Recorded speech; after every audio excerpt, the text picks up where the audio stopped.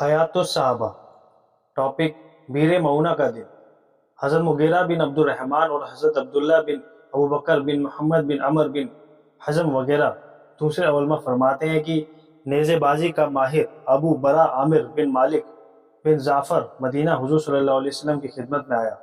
حضور صلی اللہ علیہ وسلم نے اس کے سامنے اسلام پیش فرمایا، اسے اسلام کی دعوت دی تو نہ تو وہ اسلام لایا اور نہ اسلام سے دوری ظاہر کی، اور اس نے کہا، اے محمد، اگر آپ اپنے کچھ صحابہ رضی اللہ تعالیٰ عنہ کو نجد والوں کے پاس بھیج دیں اور وہ ان کو آپ کے دین کی دعوت دیں تو مجھے امید ہے کہ وہ آپ کی بات مان لیں گے۔ حضور صلی اللہ علیہ وسلم نے فرمایا، مجھے اپنے صحابہ کرام رضی اللہ عنہ کے بارے میں نجد والوں کی طرف سے خطرہ ہے۔ ابو برا نے کہا، میں ان لوگوں کو پناہ دیتا ہوں، آپ انہیں بھیج دیں تاکہ وہ لوگوں کو اپنے دین کی دعوت دیں۔ حضور صلی اللہ علیہ وسلم نے بنو ساعدہ کے منذر بن عمر کو، جن کا لقب المنکیو لیوموت تھا، اس کا ترجمہ موت کی طرف جلدی سے لپکنے والا، اپنے صحابہ کرام رضی اللہ تعالیٰ عنہ میں سے 70 بہترین مسلمانوں کے ساتھ بھیجا، جن میں حضرت حارث بن سمہ بنو عدی بن نجار کے، حضرت حرام بن ملحان، حضرت عروہ بن عثمہ بن سلط سلمی، حضرت نافع بن بدیل بن ورقہ خزاعی، حضرت ابوبکر کے غلام حضرت عامر بن فہیرہ رضی اللہ تعالیٰ عنہ اور دوسرے بہت سے بہترین مسلمان تھے۔ یہ لوگ مدینہ سے چل کر بیر معونہ پہنچے۔ یہ کنواں بنو عامر کی زمین اور بنو سلیم کے پتھریلی میدان کے بیچ میں ہے۔ ان لوگوں نے جب یہاں پڑاؤ ڈال دیا تو حضرت حرام بن ملحان کو حضور صلی اللہ علیہ وسلم کا خط دے کر عامر بن طفیل کے پاس بھیجا۔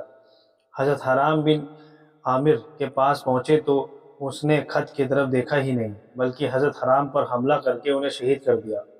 پھر اس نے صحابہ کرام رضی اللہ عنہ کے خلاف بنو عامر قبیلہ سے مدد مانگی، لیکن اس کی بات ماننے سے بنو عامر نے انکار کر دیا۔ یہ کہہ دیا کہ بنو برا ان مسلمانوں کو پناہ دے چکا ہے، ہم اس کے سمجھوتے کو توڑنا نہیں چاہتے۔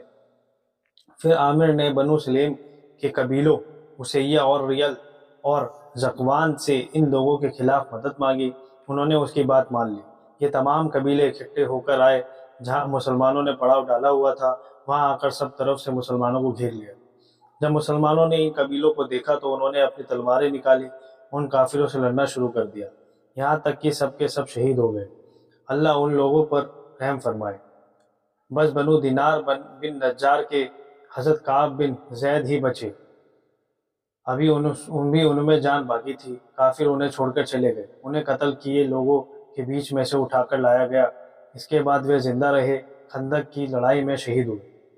حضرت عمر بن امیہ جبری اور قبیلہ بنو عمر بن عوف کے ایک انصاری صحابی، یہ دو لوگ مسلمانوں کے جانور لے کر چرانے گئے ہوئے تھے۔ انہیں مسلمانوں کے شہید ہونے کا پتہ چلا۔ اس طرح چلا کہ انہوں نے دیکھا کہ جہاں مسلمانوں نے پڑاؤ ڈالا تھا وہاں مردار خور پرندے اڑ رہے ہیں، آسمان میں چکر لگا رہے ہیں۔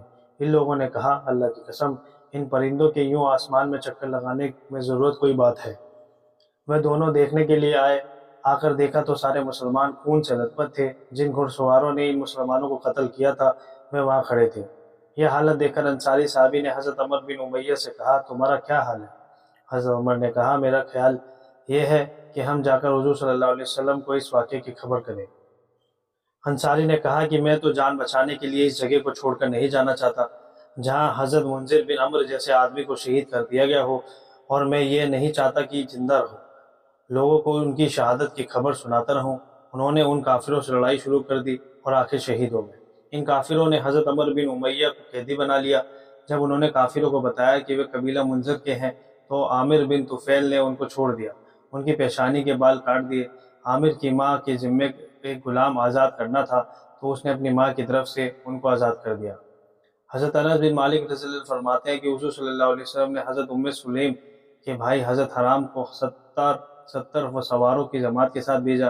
اس علاقے کے مشرکوں کے سردار عامر بن طفیل نے حضور صلی اللہ علیہ وسلم کو 3 باتوں میں سے ایک بات اختیار کرنے کا موقع دیا۔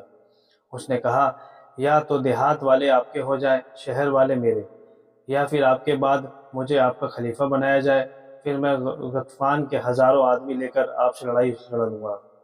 عامر ام فلا ایک عورت کے گھر میں تھا، وہ وہاں پلیگ میں بیمار ہو گیا۔ اس نے کہا، مجھے پلیگ کا ایک ایسا پھوڑا نکلا ہے جیسے اونٹ کے نکلتا ہے۔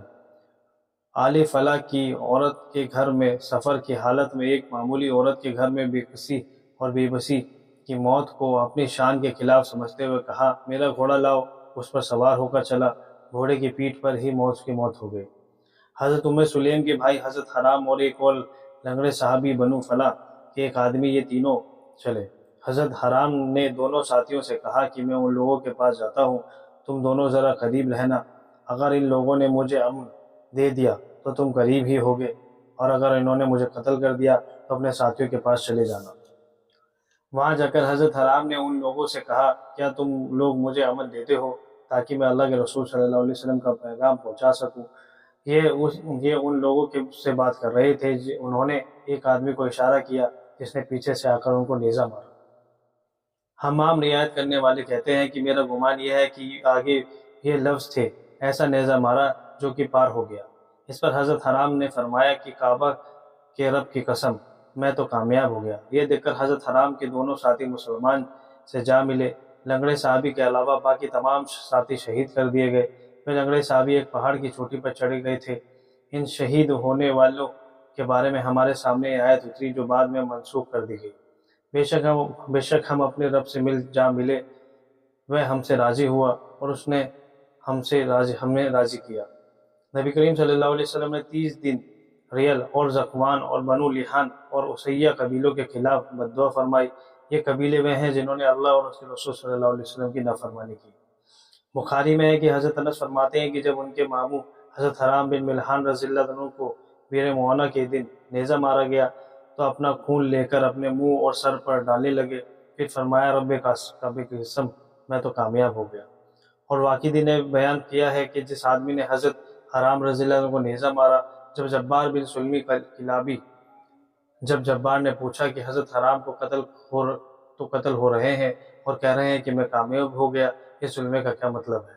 لوگوں نے بتایا، یہ جنت ملنے کی کامیابی ہے۔ پھر جبار نے کہا، اللہ کی قسم، حضرت حرام نے سچ فرمایا۔ یہ جبار اسی وجہ سے اس کے بعد مسلمان ہو گئے۔